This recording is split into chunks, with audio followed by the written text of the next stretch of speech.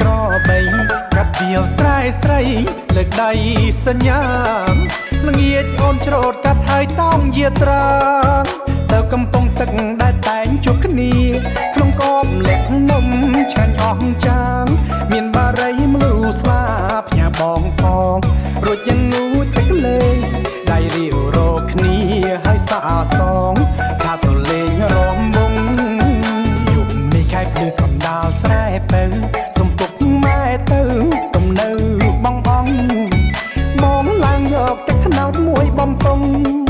ផ្ញើអូនញ៉ាំក្នុងពេលលេងរំវងបងកាក្រែងហត់ញចង់គង់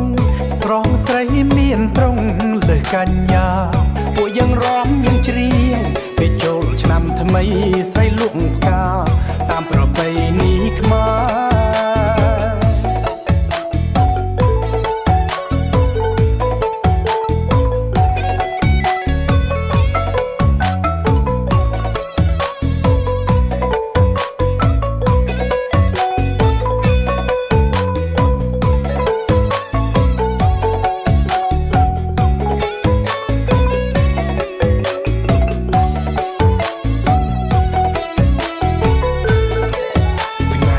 បងហួចលើខ្នងក្របី